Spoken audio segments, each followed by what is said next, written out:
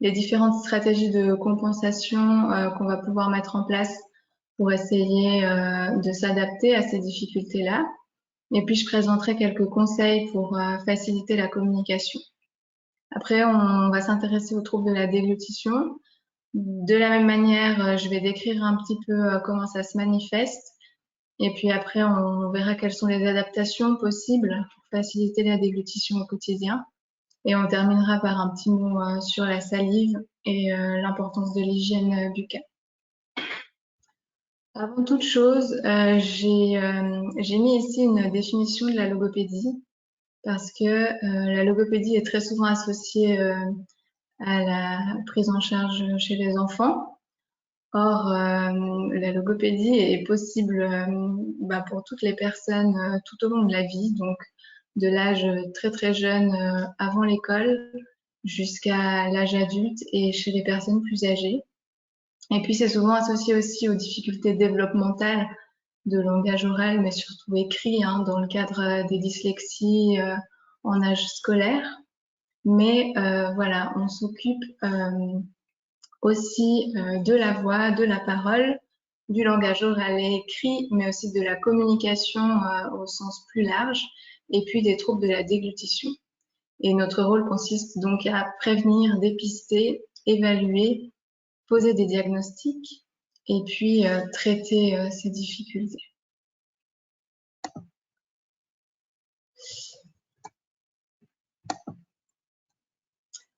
Donc, on va commencer par les troubles de la parole.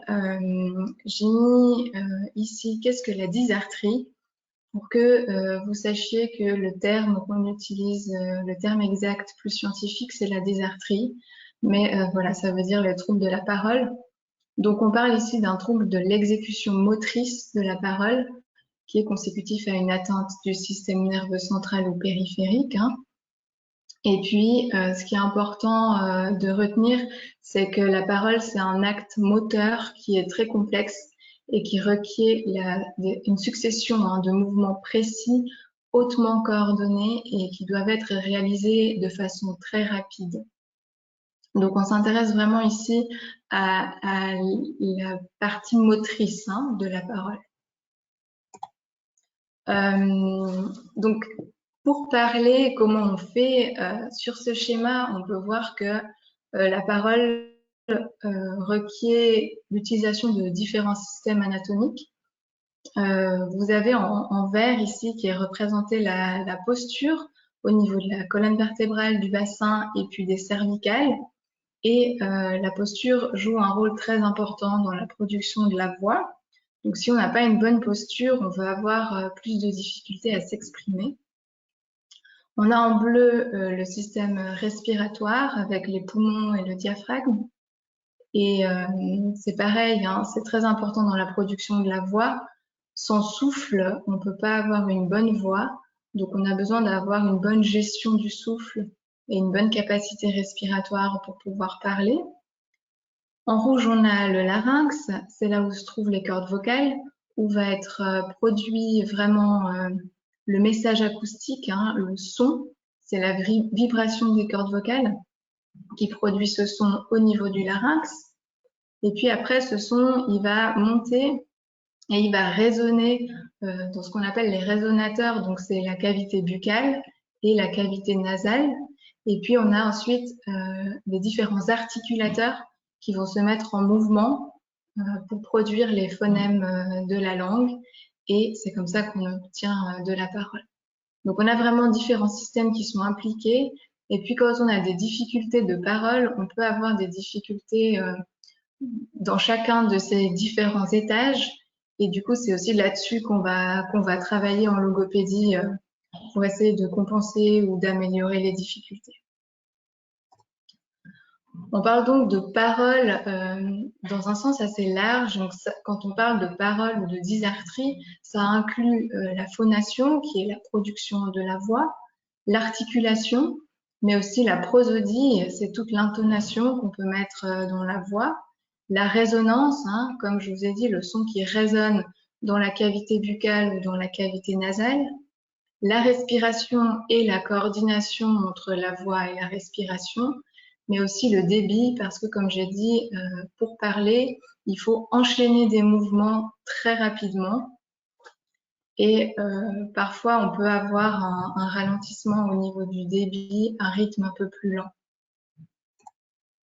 Donc plus particulièrement dans la sclérose en plaques, là, on a 5 critères qui sont retrouvés le plus fréquemment dans les études chez les personnes atteintes de la maladie. Donc ça va être une articulation imprécise, une raucité dans la voix, une voix qui est un peu rauque, et puis on peut avoir des troubles de la hauteur, c'est des difficultés à gérer la hauteur de la voix, et ça va induire une monotonie dans la prosodie. Donc si on a moins de modulation de hauteur, on va parler de façon un peu plus monotone. Et puis on a aussi des difficultés de coordination pneumophonique, c'est des difficultés de coordination entre la voix et le souffle. Et ça va engendrer par exemple un essoufflement à la parole quand on n'arrive pas à finir sa phrase parce qu'on est essoufflé. Donc ça, c'est ce qu'on retrouve le plus souvent dans les études. Après, chaque personne est différente, chaque maladie est différente, tous les tableaux cliniques sont différents dans la sclérose en plaques. Et on retrouve aussi souvent un âsonnement, donc c'est la voix qui résonne dans le nez. On dit parfois parler du nez, c'est cette sensation-là que ça évoque. Et puis, comme j'ai dit aussi, le ralentissement du débit, des difficultés à coordonner rapidement les mouvements qui vont entraîner un ralentissement du rythme de la parole. Et ça, bien sûr, ça va engendrer des impacts au quotidien, principalement une perte d'intelligibilité. C'est des difficultés à se faire comprendre, ça veut dire qu'on va nous demander de plus en plus souvent de nous répéter parce que la personne en face de nous n'a pas compris ce qu'on voulait dire. Mais aussi l'isolement dans les conversations de groupe, parce qu'on ne parle pas assez fort, ou parce qu'on n'arrive pas à réagir et à répondre assez rapidement, ou parce qu'on ne comprend pas bien. Et puis, ça peut conduire à l'évitement de certaines situations sociales, par exemple les environnements bruyants comme le restaurant, ou les conversations au téléphone qui peuvent devenir plus compliquées, les conversations avec les petits-enfants qui peuvent devenir plus compliquées. Voilà, ou aussi en fonction de l'activité professionnelle, si on est amené à devoir prendre la parole dans son milieu professionnel, ça peut devenir un peu plus compliqué. Et puis, ça engendre aussi des émotions plutôt négatives, comme de l'impatience, de la frustration ou de l'agacement, qui peuvent être présentes chez la personne qui présente des difficultés de parole, mais aussi chez son entourage. Donc en logopédie, on va poursuivre différents objectifs pour travailler sur ces difficultés. La première chose qu'on cherche à faire, c'est améliorer le caractère naturel de la parole. Ça veut dire essayer de faire en sorte que la parole soit la plus naturelle possible et donc que les gens perçoivent le moins possible les difficultés. On va aussi travailler, entraîner et discuter des stratégies compensatoires pour favoriser l'intelligibilité. Donc, comment faire avec ces difficultés pour qu'on nous comprenne toujours. Et puis, le but, c'est aussi de maintenir la fonction.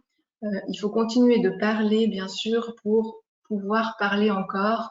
Il faut activer les circuits neuronaux pour pouvoir les maintenir le plus longtemps possible. Donc le but vraiment principal, c'est d'optimiser les échanges dans la vie quotidienne. On va donc adapter la thérapie à chaque patient en fonction de la sévérité des difficultés, en fonction du stade de la maladie, en fonction de l'activité professionnelle, des situations dans la vie quotidienne. Et le but, c'est vraiment de trouver des objectifs qui correspondent à chaque patient. Et on va partir vraiment de la plainte, de qu'est-ce qui dérange au quotidien pour essayer de travailler là-dessus. Alors, en termes de stratégie de compensation, j'ai mis ici quelques exemples de ce qu'on peut faire. On va travailler par exemple la modulation de l'intonation, s'entraîner à mettre plus d'intonation dans la voix. Ça donne en général un caractère plus naturel à la parole. On peut aussi travailler la précision de l'articulation pour essayer d'augmenter la précision articulatoire et être mieux compris. On va travailler sur le ralentissement du rythme, essayer de parler plus lentement et puis de reprendre son souffle plus souvent. C'est aussi tout un apprentissage de savoir quand est-ce qu'on peut reprendre son souffle pour arriver jusqu'à la fin de sa phrase. Et puis, on va aussi proposer ou discuter des outils de communication améliorés dont je parlerai plus tard. Encore une fois, c'est à adapter à chaque patient. Ce qui fonctionne pour quelqu'un ne fonctionnera pas forcément pour quelqu'un d'autre. Et puis, il y a des personnes qui vont être plus ou moins à l'aise avec certaines des stratégies. Donc, c'est vraiment à tester et puis à discuter pour que ce soit le plus adapté possible aux patients. J'ai mis ici quelques conseils pour faciliter la communication. Donc, pour la personne qui présente des difficultés à parler, on conseille en général de bien indiquer le sujet de ses propos pour que la personne en face d'elle sache de quoi elle parle et puis éviter de changer de sujet sans prévenir. Vous pouvez aussi utiliser un signal pour prendre un tour de parole dans le but d'attirer vraiment l'attention des personnes qui vous écoutent. Ça, c'est super important. Surtout si vous avez quelqu'un en face de vous qui est en train de faire autre chose, lui demander d'arrêter son activité. Plus l'attention sera portée sur vous, mieux vous allez réussir à vous faire comprendre. On essaye aussi en général d'utiliser des phrases plutôt simples et courtes pour gagner en efficacité dans la communication. Et puis ici, 3 conseils qui sont vraiment très importants. C'est diminuer le bruit dans l'environnement. Par exemple, si vous avez une fenêtre ouverte avec la route devant ou la télévision qui est allumée, essayez de limiter ces bruits et puis de réduire le nombre de personnes dans l'interaction. Si vous êtes 2 ou si vous êtes 5, ce sera plus difficile de s'exprimer quand il y a plus de personnes. Et puis, on conseille en général de se placer l'un en face de l'autre. Donc, la situation de communication la plus favorable, c'est celle où on est 2, l'un en face de l'autre et dans le calme. Et puis, pour les interlocuteurs, donc les personnes qui écoutent quelqu'un qui a des difficultés à s'exprimer, donc pareil, on va conseiller de focaliser l'attention sur la discussion et puis surtout de signaler aussi vite que possible lorsqu'une information n'est pas comprise, de ne pas faire semblant de comprendre, mais de signaler si on n'a pas compris pour donner l'occasion à la personne de pouvoir se répéter. Après, on conseille aussi souvent de clarifier avec le patient s'il a envie que son message soit reformulé ou s'il souhaite qu'on réponde à sa place. Ça dépend vraiment des gens. Souvent, quand vous êtes face à quelqu'un de nouveau, vous avez les personnes qui sont proches ou l'entourage qui va avoir tendance à reformuler ou à répondre à la place. Ça peut aider, mais ça peut aussi déranger. Donc ça, c'est vraiment à discuter et à clarifier avant. Et j'ai remis les 3 mêmes conseils par rapport à l'environnement, réduire le nombre de personnes, être dans le calme et se mettre l'un en face de l'autre. Ça facilitera vraiment la communication. Après, si la parole fait vraiment défaut et qu'elle est plus du tout efficace, on peut proposer des outils de communication pour soutenir la parole. Et là, ça va être par exemple utiliser la communication non verbale. Donc, utiliser les gestes et puis les expressions faciales, ce qu'on fait en général assez naturellement, pour soutenir la communication et puis faciliter la compréhension. On peut utiliser aussi l'écriture, donc soit manuscrite, soit sur l'ordinateur ou sur une tablette. Parfois d'écrire un mot ou juste le début de la lettre, le début du mot, la première lettre, ça aide à la personne en face de vous pour comprendre ce que vous dites. Et puis de privilégier le message écrit. Tout ce que vous mettez par écrit, c'est ce que vous n'allez pas avoir besoin d'expliquer par oral. Donc souvent, c'est plus facile. Après, il existe aussi des supports avec des images ou des lettres sous format papier, sous forme de petits carnets de communication ou sous forme d'applications sur les tablettes et sur les smartphones. Il y a énormément d'applications qui existent, comme là par exemple sur l'image, c'est une application avec des petites images sur lesquelles on clique ou qu'on désigne pour dire ce qu'on a envie de dire.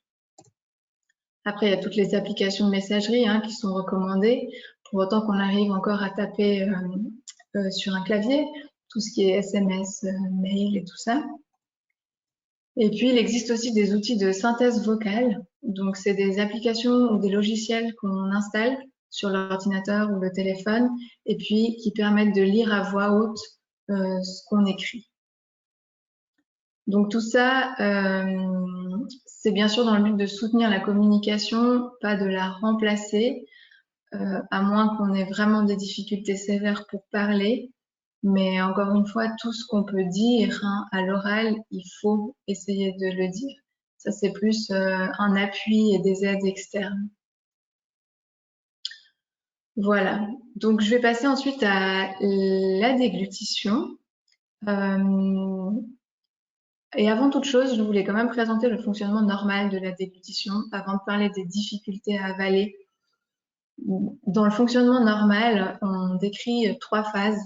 La phase orale, qui est la phase de préparation des aliments en bouche, donc avec la mastication, le mélange avec la salive, et puis la propulsion de la langue qui va envoyer les aliments vers l'arrière de la cavité buccale. Après, on a une phase pharyngée, vraiment plus dans la gorge, où là, on a le pharynx, les parois qui se contractent pour faire descendre les aliments jusque dans l'œsophage.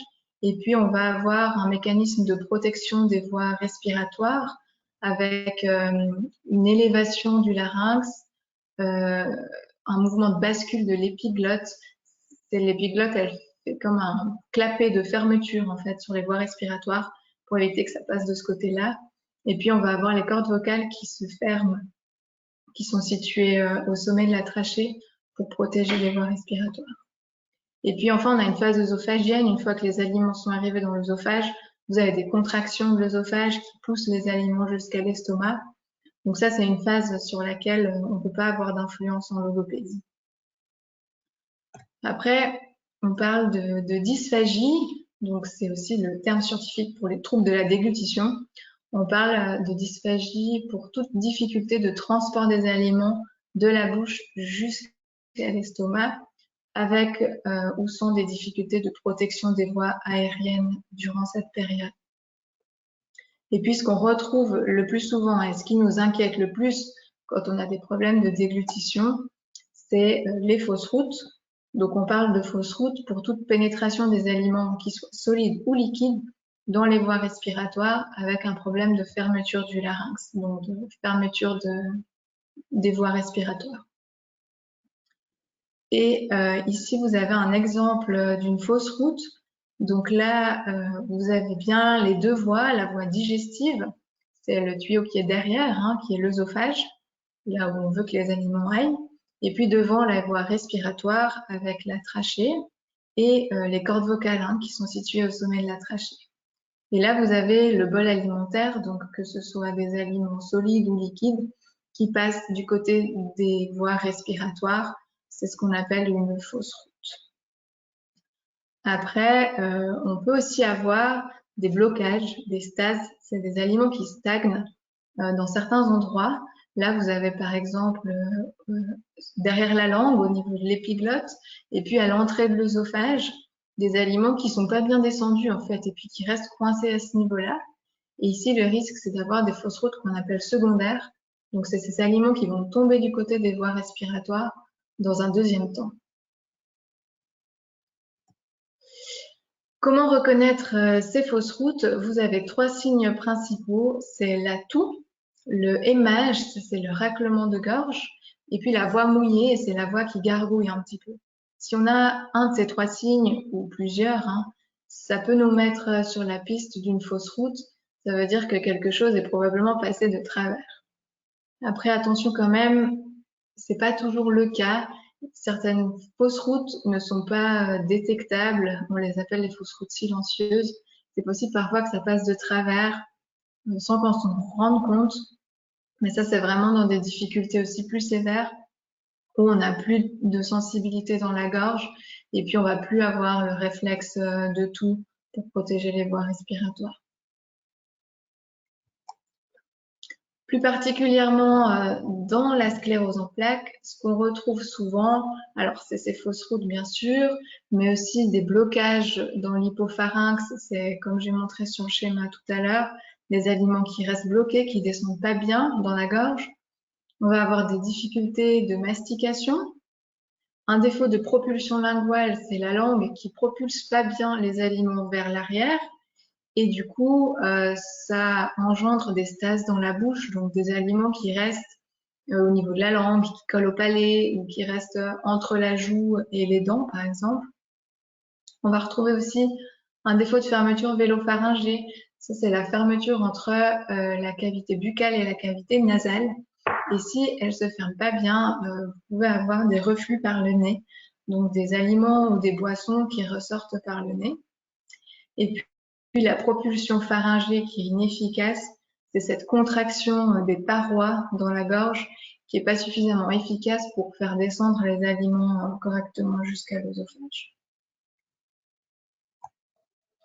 Alors, ça va engendrer aussi plusieurs conséquences, notamment des conséquences nutritionnelles, avec un risque de déshydratation, de malnutrition. On va avoir le temps de repas qui va se rallonger. On va avoir tendance à éviter certains aliments, à manger moins, et puis avoir une sensation de faim qui persiste après les repas. On va avoir aussi des conséquences sur l'état général. Donc, ça peut engendrer des infections pulmonaires si on a des fausses routes trop fréquentes, une perte de poids et puis de la fatigue. Et puis enfin, des conséquences sur la qualité de vie, bien sûr. Alors actuellement, on a moins de rassemblements sociaux, mais le repas, ça reste quand même quelque chose de très social. Et souvent, les personnes qui ont des difficultés de déglutition vont un peu s'isoler, éviter le restaurant, éviter les repas chez les amis, et puis vont développer aussi une crainte par rapport au moment du repas. Alors en logopédie, ce qu'on propose en général comme objectif, le premier, ça va être de sécuriser l'alimentation et l'hydratation. Donc, le but, c'est vraiment de pouvoir manger et de boire sans avoir de fausses routes. Et puis, maintenir le plaisir de manger et de boire, quand même essayer de discuter, de trouver des stratégies, de discuter du choix des aliments pour essayer d'éviter certaines choses, mais quand même de pouvoir garder du plaisir au repas. Et puis, comme pour la parole, entretenir la fonction.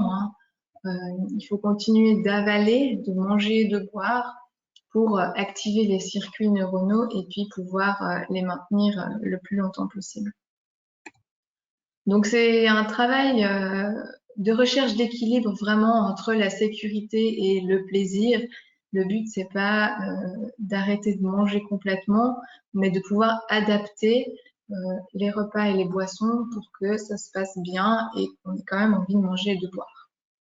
Et puis donc on a un rôle ici important de l'entourage. Souvent, l'entourage participe au repas et à la préparation des repas. Donc ici, c'est important que tout le monde reçoive bien aussi les informations. Alors, on va mettre en place certaines adaptations pour sécuriser la déglutition.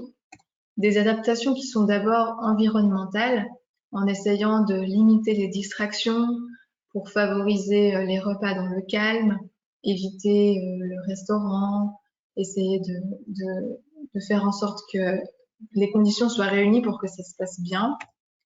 On peut aussi proposer des adaptations au niveau du matériel, par exemple utiliser un verre différent. On conseille en général d'éviter les verres à bec, par exemple. La paille, c'est plus ou moins indiqué selon les situations, ça se discute. Et puis, on va conseiller par exemple d'utiliser plutôt la cuillère à café pour réduire les quantités. Et des adaptations qui sont posturales, donc essayer d'ajuster la position au fauteuil, proche de la table. On va pouvoir aussi fléchir la tête vers l'avant si c'est nécessaire. Et puis, travailler sur les adaptations comportementales aussi. C'est essayer de prendre des petites bouchées, ralentir le rythme, tousser de temps en temps si nécessaire, éviter de parler en mangeant. Et si tout ça, ça suffit pas, on va proposer des adaptations qui sont alimentaires, donc des modifications de texture des aliments et des boissons. Donc pour les boissons, si on a tendance à avaler de travers ou des difficultés pour avaler des boissons, ce qu'on conseille en général, c'est de privilégier des boissons qui sont stimulantes pour la déglutition. Ça veut dire fraîches, pétillantes ou avec du goût, sachant que l'eau plate à température ambiante, c'est vraiment ce qu'il y a de plus difficile à avaler. Après, on peut proposer aussi d'utiliser des verres plus larges ou échancrés, comme vous avez là sur la photo, pour favoriser la position de la tête vers l'avant. Parce que si vous mettez la tête vers le bas quand vous avalez, vous allez protéger les voies respiratoires et ralentir le passage des aliments. Donc, c'est ce qu'on conseille en général, mais surtout d'éviter de mettre la tête vers l'arrière quand on mange et quand on boit. Après, si ça, c'est pas suffisant et qu'on a toujours des difficultés avec les liquides, on va pouvoir épaissir les boissons, enfin tout ce qui est liquide, avec une poudre épaississante. Ça permet de ralentir le rythme et puis souvent c'est plus facile à avaler, sachant que on peut avoir des dosages différents. Donc si on en met un tout petit peu, ça modifie pas beaucoup la texture. On a une consistance plutôt nectar, comme un jus de fruits un peu épais.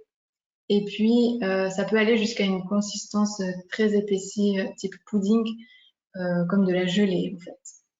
Mais ça, c'est vraiment réglable et puis on peut adapter justement à chaque situation. Concernant les solides, donc on va proposer assez régulièrement de passer à une texture plutôt de type coupé fin ou haché. Comme vous voyez là sur les photos, on coupe en petits morceaux ou alors on privilégie des aliments qui sont déjà présentés sous cette forme-là. Donc sur la photo du haut, vous avez un exemple de menu qu'on peut proposer à la clinique Valmont. Et en dessous, vous avez aussi des plats qui sont déjà plus faciles à avaler sans forcément les modifier, comme le risotto ou les œufs brouillés ou les omelettes. Et puis si c'est pas suffisant, on va passer vers une texture plutôt mixée ou lisse. Donc soit on mixe complètement les aliments, soit pareil, on se tourne vers des aliments qui sont déjà sous forme lisse, comme tout ce qui est crème, compote, flan, glace, ce genre de choses. Après, il y a des aliments qui sont connus pour être plus difficiles à avaler, que je vais vous présenter ici, qui sont à éviter ou alors il faut vraiment prendre des précautions face à ces aliments-là. C'est tout ce qui est filandreux, comme certaines viandes, comme du ragoût par exemple, ou certains légumes comme les haricots qui se défont en filaments. Et puis tous les légumes et les fruits qui ont de la peau, en général on conseille d'enlever la peau si ça pose problème. Tout ce qui a double consistance, ça veut dire qu'il est à la fois liquide et à la fois solide en bouche, comme par exemple une salade de fruits avec du jus ou un potage dans lequel on aurait des croûtons ou des petites pâtes. Et puis tout ce qui est friable et qui s'éparpille, ça c'est tout ce qui est riz, blé, orge, toutes ces céréales qui s'éparpillent facilement dans la gorge. Et puis tout ce qui est gâteau, biscuits, cakes, ce genre de choses, en général, c'est plus difficile à avaler. Ainsi que tout ce qui est dur, évidemment, comme la croûte du pain ou certaines viandes qui sont plus dures.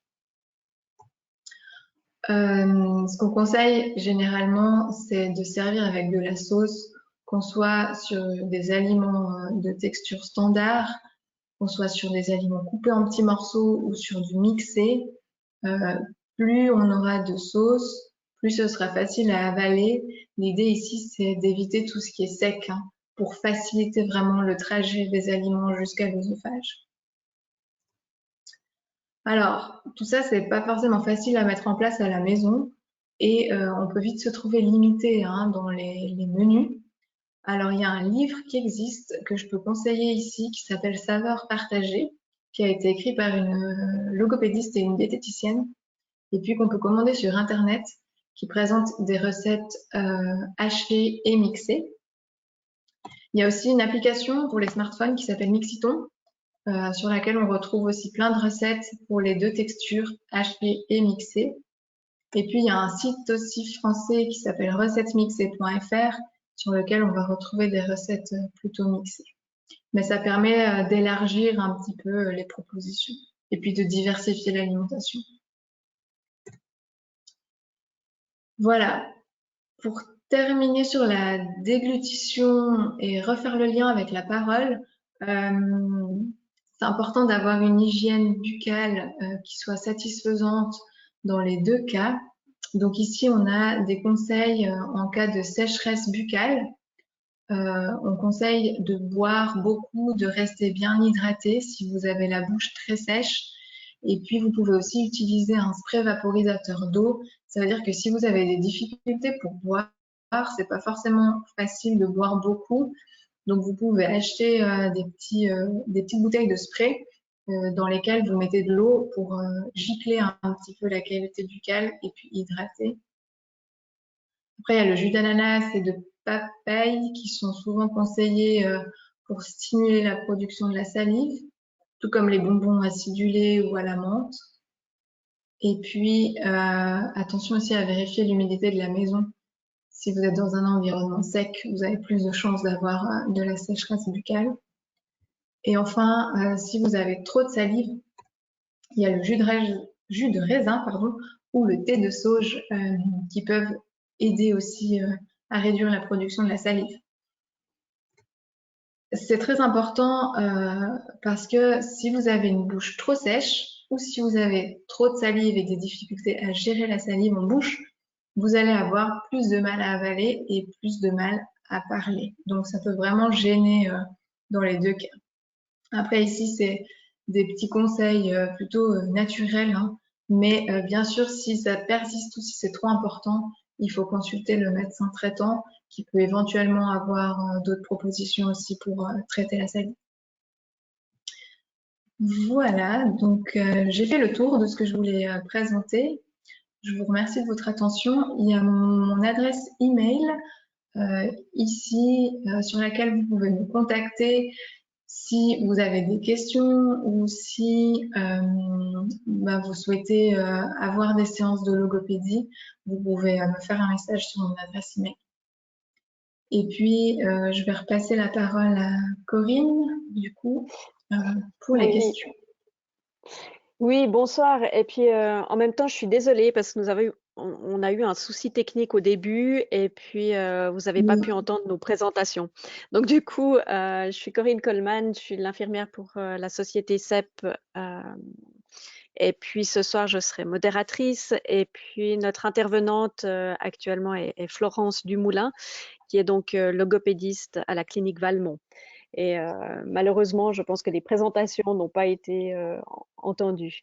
Puis j'ai aussi introduit ce soir en disant que vous pouviez poser des questions. Donc il y a un panel en haut à droite de votre écran où vous pouvez poser les questions par écrit si vous le souhaitez. Pour l'instant, nous n'en avons pas de questions. Donc voilà. Il y a aussi votre adresse mail hein, que vous avez en dessous. Où là, on peut vous contacter. Après, moi, j'ai une question. Est-ce que vous savez s'il y a une liste de logopédistes qu'on peut contacter ou comment est-ce que c'est remboursé aussi par les assurances? Comment est-ce qu'on peut accéder à ces Alors, traitements? c'est remboursé, oui, par la caisse maladie. Il faut juste une ordonnance d'un médecin, que ce soit le médecin traitant ou le neurologue, ça fait pas de différence. Après, pour être remboursé par la caisse maladie, il faut que ce soit des logopédistes qui répondent à certains critères et exigences des assurances. Donc, toutes les logopédistes ne travaillent pas avec des adultes. Toutes les logopédistes ne travaillent pas avec ce genre de difficultés non plus. Et puis, toutes les logopédistes ne peuvent pas non plus proposer des thérapies remboursées par la caisse maladie. Donc, par contre, j'ai pas à ma connaissance une liste. Après, peut-être que vous pouvez aussi me contacter sur mon adresse email. J'ai quelques références hein, de logopédistes en Suisse romande qui sont en mesure de proposer ces prises en charge. Mais à ma connaissance, on n'a pas vraiment de liste téléchargeable ou disponible. D'accord. Puis est-ce que vous avez une association regroupant justement tous les logopédistes? Oui, il y a une association romande des logopédistes qui s'appelle l'ARLD, D'accord. Donc du qui a coup, ça, aussi je un pense. site internet. D'accord. Donc je pense qu'en allant sur cette association, sur le site en tout cas de l'association, je pense qu'on peut trouver des noms de thérapeutes. Peut-être, mais je suis pas sûre. Mais, mais en tout cas, sur le site de la RLD, vous pouvez aussi contacter les différents représentants de chaque canton. Je pense par mail ou par Très bien. téléphone, qui pourront vous orienter en fait vers des logopédistes. Très bien. J'ai entre-temps eu une question, donc Mhm. une dame qui dit: j'ai en permanence une boule de salive au fond de la gorge. Je ne comprends pas comment la faire passer, pourtant j'arrive à manger sans problème. Pouvez-vous me renseigner? Mhm. Alors après, j'ai beaucoup parlé des difficultés avec les aliments et avec les boissons, hein. Quand on a des difficultés de déglutition, ça peut aussi arriver avec la salive. Et on nous rapporte souvent des difficultés avec la salive. Et puis cette sensation de boule dans la gorge, hein. Ce qu'il faudrait faire, c'est essayer de voir à quoi c'est dû. Est-ce que c'est parce qu'il y a des faiblesses au niveau musculaire ou quelque chose dans le mécanisme de la déglutition qui se fait pas bien? Le problème avec la salive, c'est que c'est complètement neutre aussi. On peut avoir des difficultés à avaler sa salive ou à gérer sa salive sans forcément avoir des difficultés pour manger et pour boire, parce que quand on est dans le repas, c'est beaucoup plus stimulant pour la déglutition. Donc après, on n'a pas vraiment de solution hein, pour ces gènes-là. Il faudrait déjà essayer de voir qu'est-ce qui engendre cette boule de salive dans la gorge. Et puis après, si vraiment ça persiste et que c'est embêtant, vous pouvez aussi consulter un médecin ORL qui va pouvoir aller voir directement qu'est-ce qui se passe à l'intérieur de la gorge. Et puis du coup, elle demande s'il y a des exercices pour renforcer le larynx et éviter que ça empire. Oui, alors si c'est lié à une faiblesse musculaire, par exemple, de tous les muscles du larynx ou du pharynx, il y a Mm. effectivement des exercices hein, qu'on peut proposer de renforcement de la musculature laryngée. Ça passe beaucoup par des exercices de voix parce que tous ces muscles sont difficilement accessibles, hein, qui sont dans la gorge. Mais il y a effectivement plusieurs exercices qu'on peut faire pour, euh, pour essayer de renforcer un peu la musculature du larynx. Ok, j'ai pas d'autres questions. Est-ce qu'il y a encore des personnes qui veulent poser une question? En attendant, je change d'écran.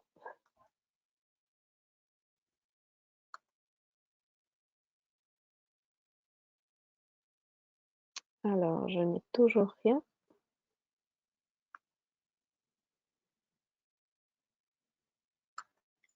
Après, je reste bien sûr disponible par email hein, si jamais il y avait d'autres questions.